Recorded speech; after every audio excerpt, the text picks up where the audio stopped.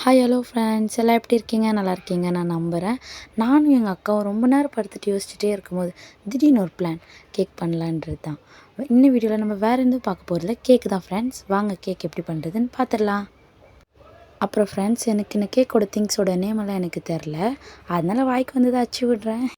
ஏதோ வெள்ளை மாவில் ஏதோ பிஸ்கெட் மாவை கொட்டி அதை பார்த்தா அதுக்கு ஒரு ஆட் போட்டு, இது வேறு யாரும் மேக் பண்ணுறதில்ல ஃப்ரெண்ட்ஸ், இது எங்கள் அக்கா தான். அவங்க பேர் சங்கீதா, அவங்க தான் இது செய்கிறாங்க. எப்படி வரப்போகுதுன்னெல்லாம் எனக்கு தெரில, பொறுத்திருந்து பார்ப்போம்.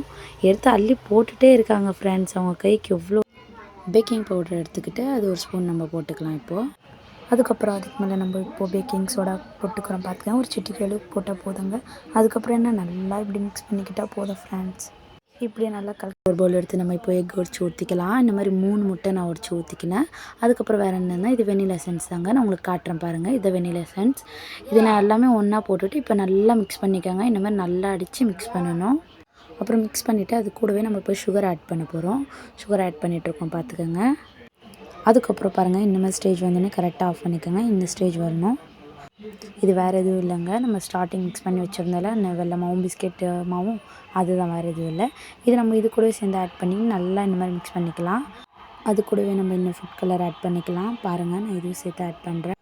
நான் இன்னும் கொஞ்சம் பாலும் பவுடரும் சேர்ந்து நல்லா இந்த மாதிரி கலக்கி விட்டுக்கிறேன் பார்த்துக்கோங்க. அதுக்கப்புறம் இதுக்கு இன்னும் நம்ம கலர் கொஞ்சம் சேர்த்துக்கலாம், ஃபுட் கலரு.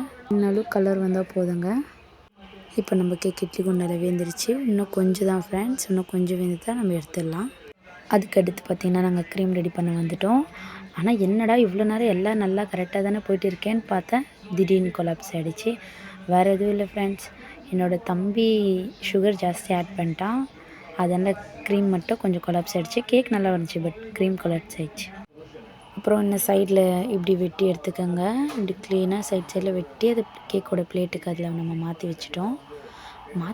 ஐயோ கொலாப்ஸ் ஆகிடுச்சின்னு நினச்சேன். கேக்கோட மேலே வேவலை ஃப்ரெண்ட்ஸ். அதுக்கப்புறம் என்ன பண்ணுறதுனே தெரில. எங்கள் அக்கா பயப்படாத, மேலே மட்டும் தான் வேவலை, நம்ம வெட்டி எடுத்துக்கலாம் செப்ரேட்டாக அப்படின்ட்டாங்க. கொஞ்சம் ஹாப்பியாக இருந்தது. யாரும் பயந்துடாதீங்க, நானும் எக்ஸ்பெக்டே பண்ணல இன்ன அளவுக்கு கேக் மோசமாக வரும்ன்ட்டு. இதெல்லாம் எங்கே கொலாப்ஸ் ஆயிருந்துன்னா அந்த க்ரீம்னால தான் ஃப்ரெண்ட்ஸ். அந்த க்ரீம் மட்டும் கொஞ்சம் கொலாப்ஸ் ஆகிடுச்சு, வேறு எதுவும் இல்லை. வேறு அப்படி இப்படி மேட்ச் பண்ணிட்டோம். அந்த சிரம் ஊற்றிட்டோம், சுகர் அந்த இது ஊற்றிட்டனால ஏதோ, ஆனால் கேக் கொஞ்சம் டேஸ்ட்டாக இல்லை, ஓகேவாக இருந்தது, சாப்பிட்லாம். அப்படி தான் இருந்துச்சு, அவ்வளோ ஒன்றும் மோசமாக இல்லை. இது ஃப்ரிட்ஜில் வச்சு கொஞ்சம் ஐஸ் கேக் மாதிரி நல்லா இருந்தது. ஆனால் ஃப்ரெண்ட், அப்புறம் நானும் இந்த மாதிரி யூடியூப்பில் வீடியோ போடலான்னு நினைக்கிறேன் ஃப்ரெண்ட்ஸ். உங்களோட சப்போர்ட் ஆதரவு எல்லாம் எனக்கு கொடுங்க. பாய் பாய்.